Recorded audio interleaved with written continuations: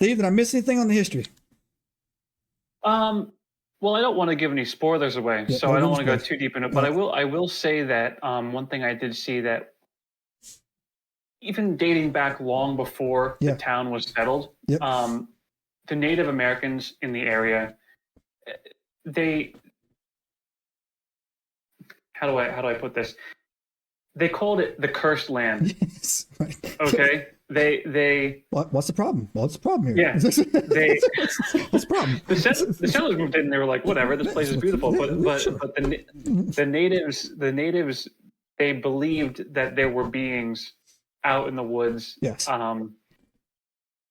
That were, well, again, I'm not gonna, I'll let you do the I'll tell you. But you're absolutely right. So the land they believed was cursed, and they never settled there. They never did. Right. Exactly. That's why it was prestige. That's why it was untouched. That's why there was millions of salmon. That's why the trees were crazy thick. That's why those mines were there. Those mines are going to come into play too. I got a theory of what those mines are going to come into play as well. And so, anyways, now the lie they'll tell you, because that's what they do, is when they can't explain something, when something doesn't fit into the rationale of human beings, they will create a lie about it. And the lie they will tell you is that the fish ran dry. Really? Okay. Yeah. Oh, no, they didn't. Yeah. I saw that too. The fish ran dry and the fur trade diminished. Yeah. Yeah, sure. Nothing to see here. Just move along, right? But that's not happy, right? That's not how it happened at all. The real story is always stranger than fiction. The town, right in 1930, I actually brought the dates on here, started experiencing some very, very unusual, extremely violent occurrences now. So look, and we're going to get into it, right? So, but what I got to do is I got to tell you what it is. Now, the reasons why the natives of that area thought that land was cursed, and those three tribes were called the Denai, the Tlingit, and the Athabascans. I think I got that right, man. But like, Steve, did I get that close enough? I think so, because that's what when I was looking, the same way. I read it and I was like, well, I'm not exactly sure how to pronounce it, but that sounds pretty close. Not bad for a couple white boys. So anyways, look. Yeah, not bad. So anyways,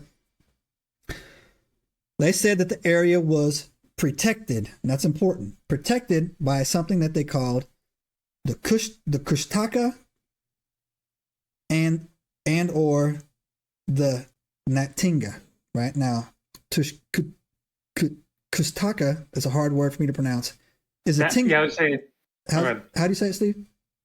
That one I'm not exactly sure how to pronounce, but the other one is actually Natinqa. Natinqa, right? Natinqa. I feel that's easier to say anyway. So. Natinqa and Kushtaka. So yeah, Kushtaka is a Tlingit word, which means land otter man. That's the literal translation.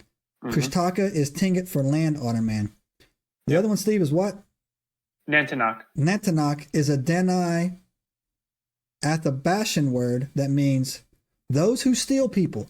So, so if the Native Americans say don't go into the cursed land because those who steal people live there, and you still go, well, that's on you, bro. That's on you. That's on you, man.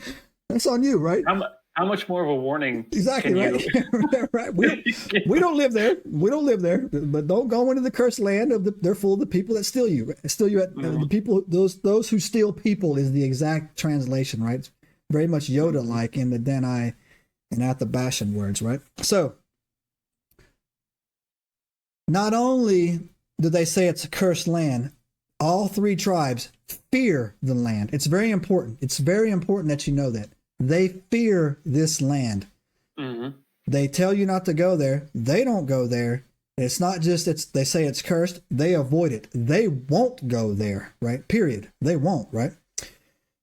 And so this all leads back to the Kushtaka and then, hit it, Steve, the Natinqa, whatever it is, man. The Natinqa. The Natinqa. Right? Yeah. And on this channel, and let me give you a brief description of what they describe it as. Basically a Bigfoot, right? And there's actually a word in science that I can't remember right now, but it's a scientific term. Things that live in colder climates tend to get bigger and stronger. I don't know what it is. So, any creatures that goes up, right? And I'll tell you that if you look at Bigfoots down here, they're always 8, 9, 10 feet. In Alaska, they're always 12, 13, 14 feet. It's just how it is. I don't know if you've noticed it or not, right, Steve? Yeah. I mean, they adapt to the climate. That's really what it is. They bigger, adapt, stronger, bigger, warmer. stronger. Yeah. Same thing, man. And actually, there is some human physiology to that as well, man, because the Vikings who grew up in Norway and Scandinavia, they weren't these monster men, but they were 6'1", 6 foot, 6'3" would be considered a big guy. But the Brits were like 5'6", 5'5". They thought they were, so like it wasn't like, we were, of course, when Steve and my family, our boys showed up on our longboats and the little Brits were up there. Subscribe now and turn on the notifications to join us on this extraordinary journey into the unknown.